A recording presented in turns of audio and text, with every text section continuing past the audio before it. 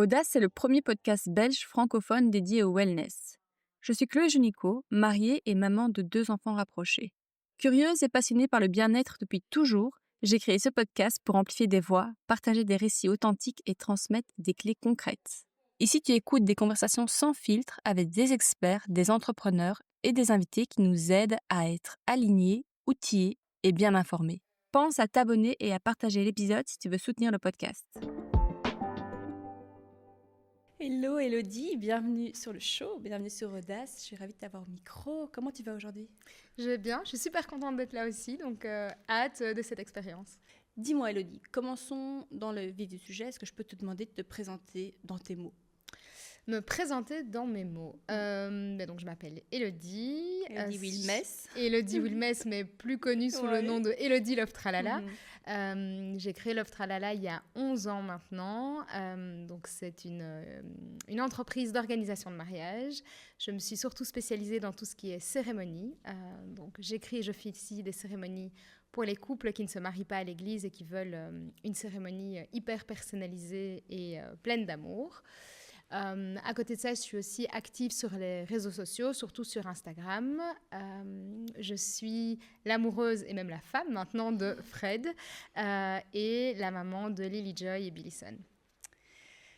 Avant d'officier des mariages, de faire un business autour de l'amour avec un grand A, tu exerçais un autre métier, il me semble. Est-ce qu'on peut parler un tout petit peu de cette première vie, cette première carrière pro ? Oui, bien sûr.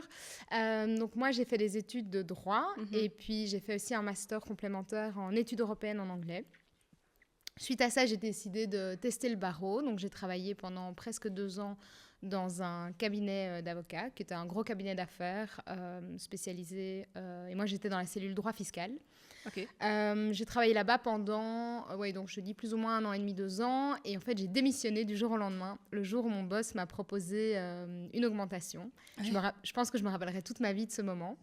Donc, il m'invite dans son bureau, il me dit qu'il est très content, qu'il voudrait me proposer une augmentation, mais aussi une spécialisation avec un master en droit fiscal en cours du soir.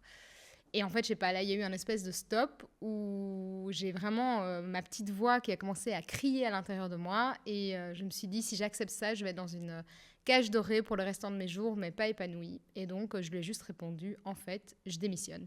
C'est dingue. Donc, t'as sauté sans parachute, quoi. J'ai sauté sans parachute, j'avais rien de prévu. Mes parents n'étaient pas au courant, mon entourage non plus. Et je lui ai dit, écoute, dans 15 jours, c'est mon anniversaire, donc je pense pouvoir clôturer tous mes dossiers pour dans 15 jours. J'aimerais être partie pour le 3 avril. T'avais quel âge? Ton anniversaire datait? Écoute, c'était 25, en 26. 2013. Donc j'avais 27 ans et donc voilà, j'ai démissionné du jour au lendemain. Dingue. Ouais. Et t'es de nature impulsive? Je suis de nature spontanée. Alors, j'avais pas décidé que j'allais démissionner. Okay. Maintenant, ça faisait un moment que je sentais que j'étais pas épanouie dans ce que je faisais. Et donc, en fait, moi, je suis bélier ascendant balance. Okay. Et ma maman m'a toujours dit, toi, t'as un peu la balance qui, tu vois, qui hésite, qui pèse le pour et le contre. Mais une fois que ça tranche d'un côté, le bélier se met en route et c'est parti, quoi, tu vois. Et je crois que c'est ce qui s'est passé. Sauf que la balance n'a pas hésité longtemps. Et en fait, j'ai juste senti que c'était juste pour moi. Et donc, j'ai vraiment pas hésité. Et j'ai pas regardé en arrière, jamais, parce qu'il m'avait laissé la possibilité... la porte ouverte. Ouais, il m'avait laissé la possibilité de revenir, et je ne suis jamais retournée. Alors, la genèse du projet Love Tralala, là, à ce moment-là, tu l'as en tête, parce que c'est hyper spécifique quand même. Enfin, pas que tu as créé un métier, mais presque. Presque, si. En fait, à la base, à ce moment-là, je réfléchissais à créer un business plutôt autour des surprises à faire en amoureux. Ouais. Donc, moi, à la fac de droit, j'étais déjà déléguée événementielle. J'adorais organiser des fêtes, etc. Mais j'étais aussi la bonne pote qu'on venait voir quand on avait envie d'organiser une surprise ou un moment spécial pour sa moitié. Donc ça a toujours fait partie de moi, un petit côté un peu romantique, chamallow, tu vois. Ouais. Et donc, je me disais, il y a peut-être quelque chose à faire autour de ça. Mais après avoir un peu étudié le marché, je trouvais qu'en termes de rentabilité, c'était assez chaud. Et donc, je me suis dit, quel est l'autre business, tu vois, autour de l'amour, autour de l'événementiel, où il y a quand même moyen d'atteindre une rentabilité. Du coup, c'était le milieu du mariage. Donc, je me suis dit, trop chouette. Sauf que, tu vois, moi, j'avais une formation en droit. Et donc, quand j'allais toquer à la porte de certaines boîtes événementielles ou autres, on me disait, on a potentiellement besoin d'une juriste, mais on ne voyait pas le potentiel, tu vois, événementiel en moi. Du coup, je suis partie pendant 3 mois au Canada. C'est là-bas que j'ai découvert l'univers des blogs. Et du coup, en revenant du Canada, j'ai pris un boulot comme coach en création d'entreprise. J'ai lancé mon blog en parallèle et en fait, j'ai commencé à travailler sur mon propre projet à ce moment-là. Ok. Et donc, en commençant à faire des shootings d'inspiration pour mon blog, petit à petit, en fait, les gens qui ont commencé à me suivre m'ont demandé « Mais tiens, c'est chouette ce que tu fais. Est-ce que tu fais aussi des mariages ?» Et en fait, j'ai commencé comme ça. Mais quand on disait faire des mariages, c'est organiser l'événementiel autour. Parce que là, aujourd'hui, ton rôle, moi je te connais surtout à travers cette figure de présentation de mariage. Comment tu dis J'écris et j'officie. Oui, tu officies, c'est ça le terme. Ouais, mais donc en fait, quand j'ai commencé, je me suis dit, je vais me lancer dans l'organisation de mariage. Donc les fleurs, la déco. Oui, c'était vraiment la personne qui centralise et qui ouvre un peu un carnet d'adresses, qui pose qui fait le timing de la journée, qui aide un petit peu à tout le rétro-planning l'année qui précède le mariage. Oui, donc, wedding planner, quoi. Wedding planner. Donc dans un premier temps, je me suis dit, je me lance comme wedding planner et wedding designer parce que j'avais quand même un sens, tu vois, aigu de l'esthétisme et j'avais envie de faire des mariages que je trouvais jolis. Donc, je voulais proposer d'office les deux. Donc ça, c'était la première année. Mais très vite, en faisant du design de mariage, je me suis rendu compte que les fleurs avaient une place très forte, tu vois, dans l'esthétisme des mariages. Donc, j'ai décidé de me former en autodidacte. J'ai regardé des vidéos YouTube, des bouquins. Et pendant 3 ans, j'ai travaillé juste avec les connaissances que j'avais acquises par moi-même. Wow. Puis j'ai suivi une formation parce que je voulais commencer à faire, tu vois, des grands décors, des nuages suspendus et autres. Donc là, j'ai suivi une formation chez une fleuriste pro en France qui m'a permis vraiment d'étendre ma palette de services. Et puis en 2016, à cette époque-là, j'ai aussi organisé un salon du mariage qui s'appelait Kiss the Bride et avec une amie. Cette année-là, en fait, j'ai plusieurs couples qui m'ont booké comme wedding planner et fleuriste, mais qui m'ont dit « On cherche une officiante de cérémonie, est-ce que tu as quelqu'un à nous recommander ?» Et en fait, j'avais personne à ce moment-là dans mon carnet d'adresses dont j'aimais vraiment le style, la patte, etc. Et donc, j'ai dit « Non, j'ai pas, mais en fait, j'adorerais faire ça. » Et donc, si vous voulez, vous pouvez être un de mes couples test Kobe. Et donc, cette année-là, j'ai pris 3 couples en test en leur disant « J'ai jamais fait, je vais apprendre avec vous sur le tas. » Ils m'ont fait confiance. Et en fait, dès le premier mariage que j'ai officié, j'ai su que j'étais à ma place. J'ai adoré vraiment officier. Ce rôle-là, oui. Oui, j'ai vraiment adoré. Et puis, j'ai vu l'émotion que ça crée et j'étais addict direct. Et depuis, c'est vraiment devenu ma spécificité. Donc, j'écris et j'officie, tu vois, des cérémonies vraiment hyper personnalisées, pleines d'amour, pleines d'émotions, basées sur l'histoire d'amour du couple. Oui, c'est incroyable. Est-ce que ton regard a changé depuis que tu t'es lancée dans le mariage et aujourd'hui? Ton regard sur le monde du mariage? Non. Non? Non, j'ai pas l'impression... Ça s'est pas industrialisé? T'as pas le sentiment? Non, j'ai pas ce sentiment-là. En tout cas, pas les couples qui viennent me voir, moi. Non, j'ai l'impression que, tu vois, les couples que j'ai la chance d'accompagner, ce sont des couples qui ont vraiment envie, tu vois, de faire un mariage qui leur ressemble. Et donc, où il y a plein de petits détails qui font du sens, où vraiment, le sentimental est mis à l'honneur, quoi. Puis moi, je me suis mariée aussi il y a 1 an et demi, bientôt 2 ans, en fait. En fait, on fête notre anniversaire de mariage la semaine prochaine. Ah, oui, c'est ça. Donc, il y a déjà 2 ans. Et là aussi, tu vois, tout le monde m'avait dit « Ah, mais est-ce que tu vas encore savoir profiter de ton propre mariage alors que tu en as organisé beaucoup, des centaines ?» Et oui, j'ai adoré être de ce côté-là. Et quelque part, le fait d'être passée de ce côté-là m'a encore plus rapprochée de mes mariés aujourd'hui. Je les comprends encore mieux. Oh, c'est trop beau. Moi, j'adore l'amour et franchement, c'est magnifique. C'est un beau métier que tu as créé. C'est vraiment un trop beau métier. À ta mesure, Oui, c'est fait sur mesure pour toi. Néanmoins, sur les réseaux aujourd'hui, j'ai vu que tu parlais pas de reconversion, mais d'être plus aligné avec ce que tu fais au jour le jour. Tu sais nous en dire un petit peu plus? Oui. Depuis que je suis devenue maman pour la 2e fois, j'ai ressenti le besoin de me réaligner. C'est vraiment le bon terme. Parce que même si j'adore l'événementiel, je trouve personnellement que bosser en événementiel quand on est parent, c'est quand même un fameux challenge en termes d'organisation. Mon homme bosse dans l'événementiel aussi, ce qui complexifie encore un peu les choses. Et étant donné qu'on n'a pas énormément de personnes ressources autour de nous pour nous aider avec les enfants, ça devenait vraiment un challenge d'organiser, tu vois, la garde des enfants quand on bossait le week-end.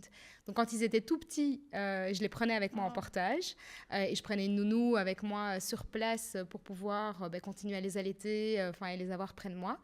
Mais là, maintenant qu'ils grandissent, ça devient plus compliqué. Et donc, je me suis dit que sur le long terme, ça ne serait pas gérable de faire autant de mariages par an. Donc, je continue d'officier et de coordonner des mariages, mais j'ai arrêté toute la partie fleurs, déco et grosse organisation en amont.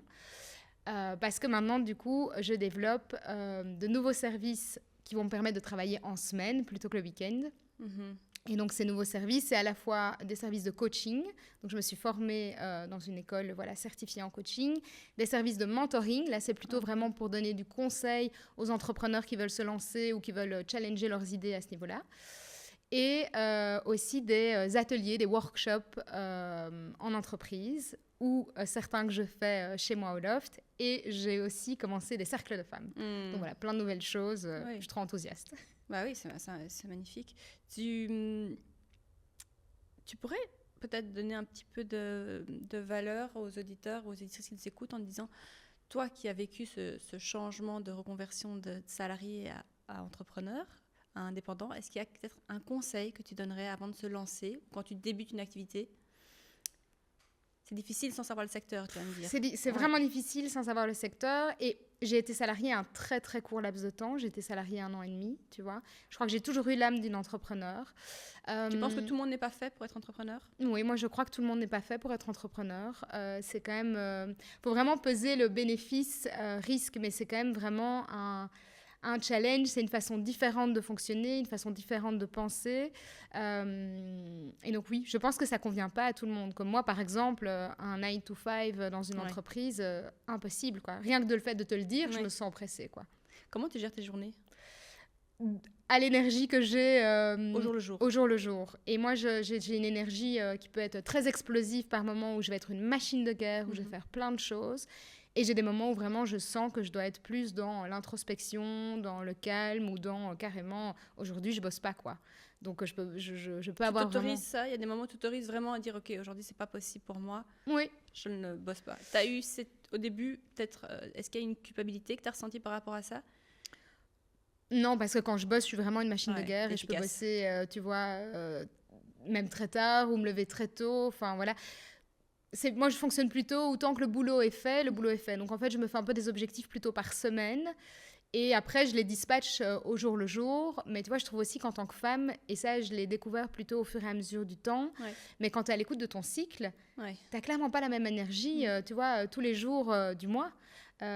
C'est pas une énergie qui est linéaire, tu vois. Et donc, je m'attarde pas trop de façon, tu vois, spécifique à tout ça, mais je me rends compte que, tu vois, il y a des semaines où je suis hyper énergique, où, tu vois, où je suis hyper conquérante, où là, je peux passer plein de coups de fil, je peux mettre en place plein de projets.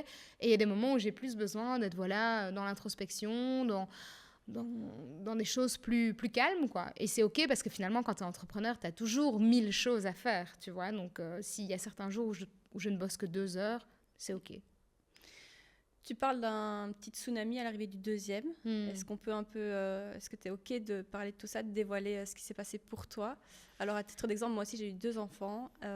Et c'est vrai que le deuxième, ça m'a chamboulée, mais vraiment fort. Et j'ai l'impression qu'on n'en parle pas trop, de ce chamboulement du deuxième.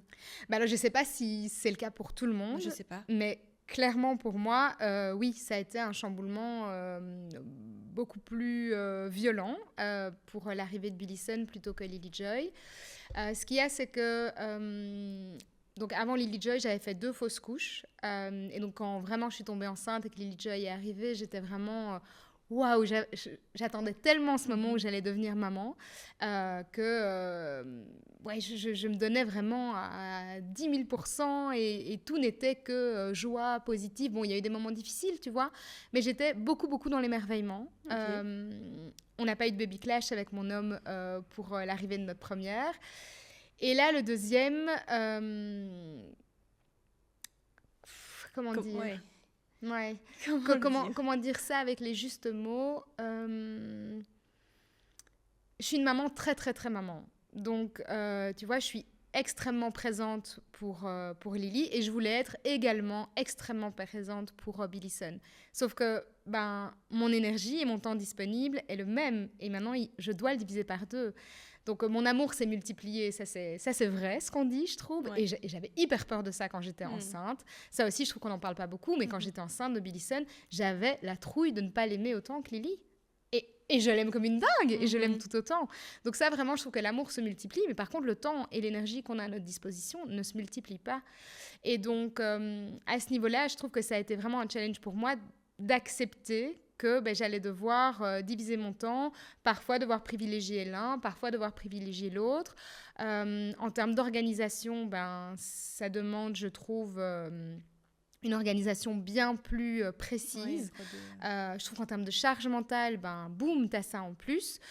Et donc, ça a demandé une réorganisation au sein de notre foyer avec mon homme. Ça a demandé beaucoup plus de discussions, de mise au point, de partage de tâches pour que je tienne le coup. Ouais. Parce qu'à un moment donné, t'as senti que c'était un trop-plein, genre t'allais péter un câble ou... Péter un câble, non, mais j'ai senti que j'arrivais au bout de mes capacités, quoi, que j'étais en flux tendu permanent, que j'étais super tendue, que ce côté solaire, tu vois... s'éteignait un peu, quoi. S'éteignait, tu vois, vraiment, il y a une fin de l'année 2025, donc fin de l'année passée, il y a eu un moment où on me demandait comment j'allais, et je disais, je ne sais pas, parce que je ne sais plus qui je suis. Il y avait aussi vraiment une perte identitaire, tellement je m'étais donné corps et âme dans la maternité, j'étais un peu perdue sur qui j'étais, qu'est-ce que je voulais, moi, Élodie, quand j'étais pas la maman de Lily Joy et Billison, quand j'étais pas la femme de Fred, qui j'étais, qu'est-ce que je voulais, où j'allais, c'était un peu le néant, quoi. Et c'était assez vertigineux, je trouve. J'apprécie parce que tu en parles ouvertement sur les réseaux et je crois que tu casses un peu tous ces tabous. Et honnêtement, moi, je me retrouve aussi dans ce côté vraiment surmenage, alors que avec ma fille, la première, Léa, c'était tellement... easy, genre mais et c'est vrai que l'arrivée du deuxième en plus rapproché, t'as quand même 2 bébés à la maison, mais je me retrouve aussi un peu dans cette perte identitaire et énorme fatigue extrême. Là, ici, Billison vient d'avoir 1 an et je trouve qu'on sort du dur. Ouais, moi il m'a fallu 2 ans, 1 an et demi, 2 ans. Ouais, je trouve que vraiment, on sort du dur. Il n'y a plus qu'un réveil par nuit, tu vois, un allaitement par nuit. Et donc voilà, on a trouvé un meilleur rythme, on s'est divisé vraiment cette charge aussi de la nuit avec mon homme, et ça a tout changé, parce qu'en fait, les 6-8 premiers mois, je gérais les nuits solo, et en fait, à un moment, je tenais plus. Je tenais plus, et aussi, j'avais du ressentiment. Ah oui. Tu vois, j'étais en mode, c'est pas juste que, du coup, toi, tu sois en forme, et du coup, tu sois le papa cool, et moi, en fait, je suis crevée, donc forcément, je suis la maman tendue, tu vois. Je refuse, je dis, moi, je vais être la maman cool aussi, mais pour ça, il faut que je dorme. Ouais.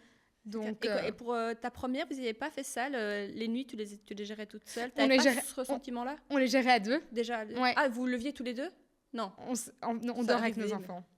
Vous dormez avec nos enfants. Oui, on dort avec nos enfants. Vous avez un lit assez grand, moi c'est le problème de place surtout. Ouais, c'est un kiff de se sniffer toute la nuit. Ouais, mais j'aime trop. Ouais, mais j'aime trop. Nous, on a un lit d'1m60 et franchement, on est des petits formats, mais quand même. On a investi dans un grand lit à l'arrivée de notre première, parce que voilà, c'était ça qui était juste pour nous. Et c'est ça qui a tout apaisé au niveau des nuits aussi, parce qu'à un moment, on a essayé de la faire dormir dans sa chambre, dans son lit. Mais pour moi, c'était un déchirement total. Pour elle, ça fonctionnait pas. Donc bref, personne ne dormait, tout le monde était tendu. Et quand en fait, on a accepté que ça fonctionnait bien comme ça pour nous, et qu'on s'est délesté du regard des autres, du qu'en dira-t-on, de comment ça fonctionne ailleurs, en fait, tout s'est aligné, quoi. Oui. Et au-delà de se délester du regard des autres, limite, tu as un rôle d'ambassadrice, tu revendiques, je trouve, cette nouvelle façon de vivre, d'être OK, en fait, un peu, tu sais, à la nordique, un peu beaucoup plus apaisé. En fait, les enfants font partie de notre quotidien. On ne doit pas les dresser, entre guillemets, bien sûr, un terme qu'on déteste. Ils sont là et on tourne autour d'eux avec eux, et pas, ils doivent rester et se taire à table, tu vois, des choses comme ça. Ah non, ça c'est sûr. Ça, c'est à l'opposé de ma vision de l'éducation. Mais tu le partages ouvertement sur les réseaux, ce que j'apprécie, moi. Alors, j'essaye de partager ouvertement, parce que je trouve que tout ce qui est éducation bienveillante, positive, enfin... Pour moi, en fait, c'est juste la norme. Mais oui, en tout cas, je trouve... Tu t'autorises à le dire. Je m'autorise à le dire, et je trouve que c'est... Voilà, si ça peut inspirer et déculpabiliser d'autres mamans à vivre, tu vois, leur maternité... Sereinement et en lien avec ce qu'elles ressentent, génial, tu vois. Après, j'essaye vraiment de ne pas juger ce qui se passe dans les autres familles, mais juste de partager ce qui, moi, me semble juste, et la vision de la maternité que moi je trouve chouette, quoi. Et tu la partages totalement avec ton partenaire? Ça n'a jamais été des questions? Vous êtes vraiment alignés, vous deux, avec...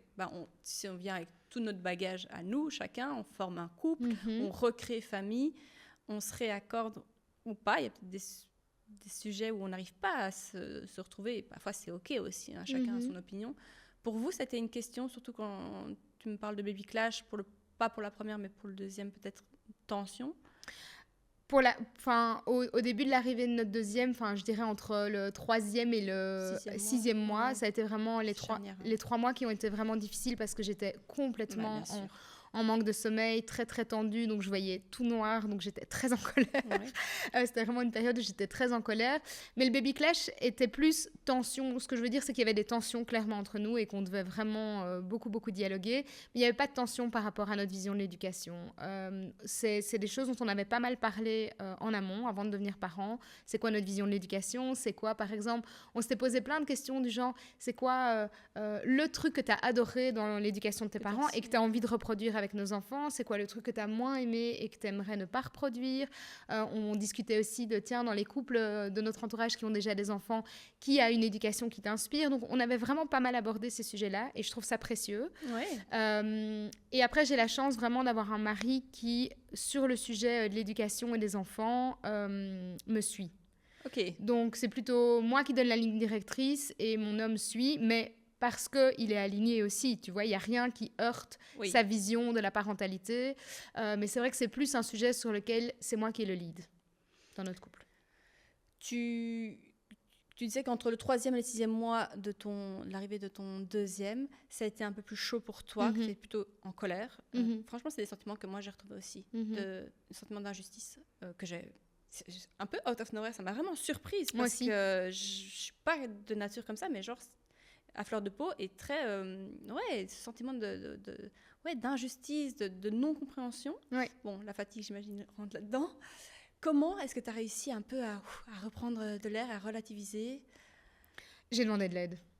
En fait, à ce moment-là, ton entourage? J'ai demandé de l'aide. Parce que nous, on n'avait pas ça. J'ai demandé de l'aide à mon mari d'abord. Donc, c'était vraiment une période... Ah oui, non, nous, on était dans le même bain tous les deux. Moi, c'était une période où je gérais vraiment majoritairement les nuits. Et en fait, on est revenus de vacances et je lui ai dit, écoute, je suis à bout, je vois rouge tout le temps, je suis à fleur de peau tout le temps, ma coupe est pleine. Et donc, on a mis en place une organisation qui faisait qu'il gérait plus les nuits que moi. Bon, après, j'allais être toujours la nuit et je tire pas mon lait, donc j'étais quand même réveillée. Mais si notre fils ne se rendormait pas directement, etc., c'était lui qui gérait. Donc, en gros, moi, je dors avec ma grande et lui dort avec les garçons ensemble, les filles ensemble, tu vois. Et il m'apporte mon fils quand il a besoin de téter. Et en fait, ça a tout changé parce que lui, en fait, se rendort assez vite, mon mari, alors que moi, une fois que je suis réveillée, je mets vraiment longtemps à me rendormir si je dois me lever, sortir de mon lit, etc. Que là, en fait, il vient me le déposer, je le plug au sein et il repart et je me rendors, quoi, tu vois. Et donc, en fait, ça m'a permis de vraiment récupérer. J'ai créé aussi ce que j'ai appelé un groupe Femmes Ressources. C'était un peu plus tard, c'était un peu après le 6e mois. C'est quand j'ai commencé à sortir la tête hors de l'eau et du coup à me dire, ok, je vais mettre des choses en place, je ne veux pas être dans une position de victime.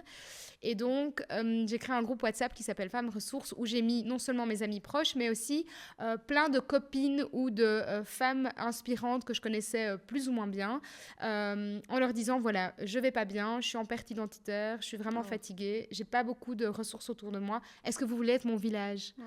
Et voilà, et elles ont toutes répondu présent, et c'est un groupe que je trouve méga précieux, que j'utilise de façon sporadique, mais dès que mon homme bosse par exemple, tu vois, un samedi, et que je sais que je suis seule avec les enfants, et ben en fait je vais solliciter mon groupe en disant ok, je suis seule avec les enfants toute la journée, je sais que c'est des moments où je vais être du coup beaucoup plus surstimulée, et donc plutôt que de rester seule à la maison en mode et ben en fait je vais solliciter une amie et dire ok, est-ce que toi aussi tu as envie qu'on fasse quelque chose à un moment ou un autre, et ça change tout.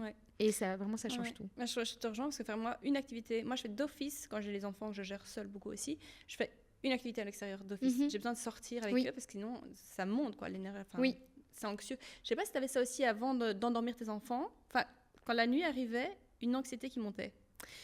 Oui, moi je crois qu'on n'en parle pas non plus, et je parlais avec une copine maman et ce truc, moi j'avais une grosse anxiété qui montait. Mais moi je te rejoins complètement. Moi j'avais une grosse anxiété par rapport au sommeil de mes enfants, mais aussi je sais pas ce qu'il en est de ton côté, mais moi je sais que mes parents c'était la génération où mes parents m'avaient dit ouvertement qu'ils me laissaient pleurer pour m'endormir. Donc moi j'étais mise dans une chambre, 3e étage, mes parents étaient au rez-de-chaussée avec le babyphone, et mes parents me disaient clairement on mettait le babyphone sur off, on réécoutait 20 minutes plus tard pour voir si tu pleurais toujours et on rééteignait, quoi. Et personne ne venait me réconforter. Alors, j'ai pas de souvenir de ça puisque j'étais bébé, mais je sais que pendant très longtemps, j'ai eu une anxiété sur comment m'endormir, comment être sereine. Et il est prouvé aujourd'hui scientifiquement, tu vois, il y a plein d'études autour de ça, que c'est un terrain en tout cas propice pour tout ce qui est peur du rejet, peur de l'abandon, etc. Et donc moi j'avais très peur de comment je vais gérer, l'accompagnement de mes enfants dans le sommeil. Et donc oui, au début j'avais vraiment un stress de comment gérer ça. Bon, finalement je le gère d'une façon qui, moi, me convient très bien, puisqu'en fait, je les câline et ils s'endorment dans mes bras et puis je m'éclipse et je continue ma soirée. Mais il a fallu vraiment tout un temps pour trouver notre bonne façon de faire qui nous convenait, qui convenait aux enfants. Et puis, quand ils sont tout petits, il y a 36 000 changements, tu vois. Oui, encore maintenant. Voilà, c'est pas stable, tu vois. Même pour nous, le sommeil n'est pas acquis. Tu trouves un truc qui marche et puis, un mois plus tard, ça marche plus. Il faut se réinventer. C'est ça, c'est clair. Attends, j'avais une question qui me venait quand je t'écoutais parler. Et écoute, je ne sais plus. Je vais passer aux autres. Ah oui, je voulais te demander si tu arrivais à trouver du temps pour toi. Eh bien, pas au début de l'arrivée de mon deuxième. Je pense que je n'ai pas mis je n'ai pas créé suffisamment d'espace pour moi avec l'arrivée de mon deuxième. Et je pense que ça a... comment dire ? Ça a joué... Mais c'était pas possible. Enfin, je ne vois pas comment j'aurais pu faire. Vois pas comment j'aurais pu faire. Mais je pense que ça a joué très fort dans ce côté perte identitaire, perte de repères, moment à fleur de peau. Je n'avais même plus de temps ni d'espace pour m'écouter penser. Et donc, depuis que j'ai... tu vois, quand mon fils a eu plus ou moins 9-10 mois, là, j'ai vraiment dit, OK, j'arrête d'être dans une position de victime, je veux remonter, je veux me sentir vraiment pleinement bien. Et donc là, j'ai mis plein de choses en place. Et ces choses en place, c'était vraiment récupérer des espaces pour moi. Et donc, j'ai commencé d'abord par une demi-heure de yoga tous les matins. Et donc, c'était, je mets mon réveil, même si je dormais peu, je mettais mon réveil une demi-heure plus tôt pour avoir ce moment de silence pour moi, pour faire du bien à mon esprit, à mon corps. Et honnêtement, j'ai vu les changements en quelques jours. En quelques jours, j'ai vu les changements. Et donc maintenant, je mets plein d'autres moments en place. Là, je me suis inscrite à un cercle de femmes. C'est ce qui m'a donné envie d'en ouvrir un moi-même. Parce que je me suis dit, mais c'est tellement précieux, ces moments de sororité où on échange entre femmes, tu vois, en toute bienveillance. Il y a vraiment un truc magique qui se passe, je trouve, durant ces moments-là, quoi. Ouais, je trouve aussi. Sororité est importante dans ces cadres-là. Comment tu protèges aujourd'hui donc, ton énergie, ton sommeil, ta session de sport, ton alimentation, ton entourage, ta charge mentale, toutes ces questions de quels conseils ou quelles recommandations toi tu pourrais donner aujourd'hui pour une personne qui se sent aussi un petit peu surmenée ou en perte identitaire. Je ne sais pas s'il y a quelque chose qui toi game changer pour toi personnellement. Donc tu l'as dit, demander de l'aide d'abord à ton mari, j'imagine après cercle plus large, tu en as parlé. Au-delà de ça, est-ce qu'il y a quelque chose qui a vraiment où tu as pu reconnecter avec qui tu es? Je crois que c'est plein de petits pas. Personnellement, ce qui m'aide, mais ça c'est mon fonctionnement à moi, donc je ne sais pas si c'est un conseil ou autre, mais ça inspirera peut-être certaines femmes, c'est mettre des mots sur des mots. J'en avais fait un reel, tu vois, sur Insta, mais je trouve que en fait c'est vraiment important de passer par cette première étape, c'est de conscientiser et puis de vraiment mettre des mots sur les mots. D'abord pour soi, et puis après pour pouvoir l'expliquer à son entourage, parce qu'il y a plein de gens en fait qui voudraient aider, mais en fait qui ne réalisent pas l'état dans lequel on est. Parce qu'il y a quand même parfois une honte à pas aller bien, tu vois. Et donc du coup, moi il y a plein de gens, comme j'ai une énergie très dynamique, il y a plein de gens qui réalisaient pas, tu vois, que j'allais pas bien, que j'ai plein de choses, tu mets plein de choses en place. Voilà. J'ai la charge mentale, tu vois, même. Alors la charge mentale aussi. Bon, ça, la charge mentale, on peut faire un podcast entier là-dessus, donc me lance pas sur le sujet. Mais je crois que vraiment faire des petits pas, donc conscientiser, mettre des mots sur des mots. Oser le dire à son entourage, en fait, se délester de cette honte, parce qu'il n'y a pas de honte à aller pas bien, mais il y a plein de possibilités d'aller mieux. Lors de ma formation en coaching, je me suis aussi rendu compte qu'on avait quand même un plus grand contrôle que ce qu'on pensait sur nos pensées. On peut vraiment avoir un contrôle sur nos pensées et on peut choisir de ne pas se laisser engloutir, tu vois, par des pensées négatives qui t'aspirent, que tu ressasses, qui te font perdre un temps fou et une énergie folle. En fait, il y a vraiment moyen de mettre des automatismes en place et de switcher beaucoup plus vite et de dire « Ok, j'ai entendu, petite voix, ou ok, je l'ai dit, maintenant je passe à autre chose, tu vois, et de reconcentrer son énergie vers des choses positives. Ça, c'est des choses qui s'apprennent, qui s'apprennent en coaching, tu vois, et je trouve ça vraiment précieux.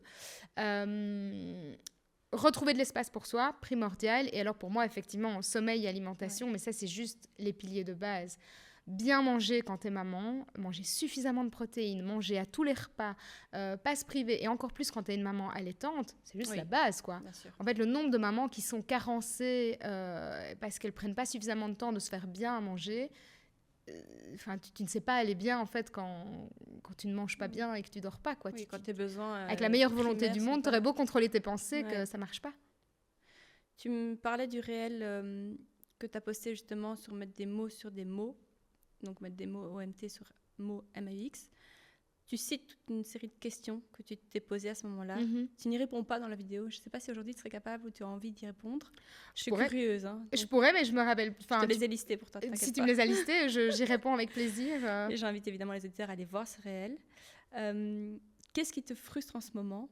Qu'est-ce qui t'épuise ? Je ne sais pas si tu peux répondre à tout en même temps. Ou je peux te répondre du tac au tac. Qu'est-ce qui me frustre ? C'est que je suis le genre de personne qui veut tout de suite. Je ne suis absolument pas patiente. Donc, ce qui me frustre, c'est la lenteur. Le fait d'accepter que les choses ne vont pas toujours aussi vite que ce que je voudrais. Non, avec des enfants, tu dois faire preuve de patience. C'est pas tellement au niveau de mes enfants, parce qu'ils sont assez speed aussi. Je crois que la pomme n'est pas tombée très loin du pommier. Mais c'est plutôt au niveau de mes projets. Tu vois, je me réinvente aujourd'hui. Et donc, forcément, je repars à zéro. Donc, ça prend du temps. Et en fait, moi, voilà. La patience, c'est vraiment un truc que je dois travailler. Donc, c'était qu'est-ce qui me frustre. Après, c'était... Qu'est-ce qui t'épuise ? Qu'est-ce qui m'épuise ? La surstimulation. Ouais, quand je suis vraiment surstimulée de toutes parts et que je n'arrive pas à trouver cet espace ou ce temps pour reprendre un tout petit peu de recul pour moi-même assez court. Voilà, des journées de surstimulation où vraiment je dois m'occuper des enfants, du réveil au coucher, sans avoir, par exemple, d'interaction avec un autre adulte, sans avoir de possibilité de sortir parce que le temps est giga pourri, peu importe. Et qu'en plus, j'ai une pression, par exemple, au niveau du boulot ou autre, ça va être des journées qui vont m'épuiser. Qu'est-ce qui te manque de la vie d'avant ? La possibilité d'être pleinement spontanée. Avec des enfants, tu dois toujours planifier. Tu peux faire des choses spontanées, mais ça demande quand même un minimum de préparation. Tu vois, mon petit bout, il est encore tout petit. Je dois m'adapter par rapport au programme de sieste. Même si je suis plus flexible qu'avec ma première, j'ai envie qu'il soit confortable, moi tu aussi, vois. Moi, je suis intransigeante pour ça. Donc sommeil du coup, avant tout pour tout le monde. Ouais, ce côté spontanéité, parce que ça fait vraiment partie de ma personnalité. Ben voilà, devoir aménager cette spontanéité, parfois ça me manque. De quoi as-tu peur aujourd'hui ? J'ai peur de pas... Attends, comment bien formuler ça ?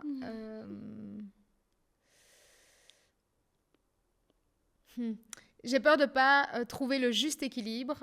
Tu vois, dans ce réalignement de carrière, mon but est vraiment d'être pleinement épanouie dans mon activité pro et pleinement présente, épanouie aussi dans ma vie de maman. Et je trouve que en fait, l'équilibre, on le trouve jamais. Je pense qu'on est un funambule sur un film, tu vois. Donc, on avance, c'est mouvant. Par moments, on avance plus ou moins bien. Par moments, on doit s'arrêter pour se rééquilibrer, mais c'est mouvant.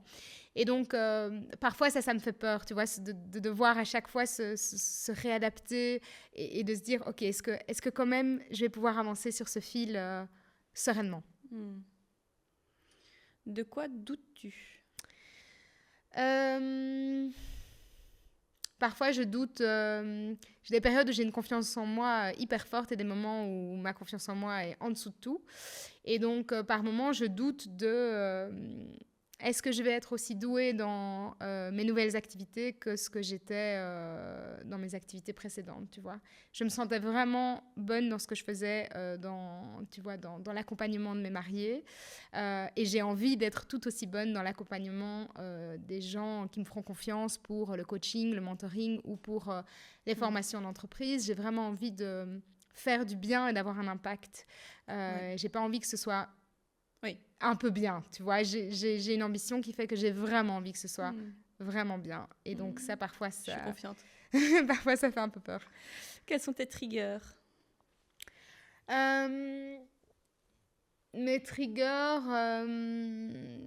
Moment où tu perds pied, pourquoi? Les moments où je perds pied, ça va être... la surstimulation. Ouais, ça va être des journées où typiquement je suis vraiment surstimulée. Ouais. Et où, par exemple, si mes 2 enfants pleurent en même temps... Ouais. Et là, pour moi, je sens qu'il y a une sonnette d'alarme qui se met en route, tu vois. Toutes les mères vivent ça, c'est pas possible. Tu vois, c'est ces moments, s'il y en a qu'un des 2 qui pleure, ça va. Mais si les 2 sont en détresse et ont vraiment besoin de toi au même moment et que tu ne peux pas, en fait, ils n'ont pas besoin de la même chose, tu sais pas les apaiser de la même façon, ça me trigger de ouf parce que je suis obligée de faire un choix entre la peste et le choléra et ça, je déteste, quoi. Donc, ça me trigger beaucoup. Sur quoi as-tu réellement le contrôle? Sur mes pensées, sur mon organisation, en tout cas. Ouais.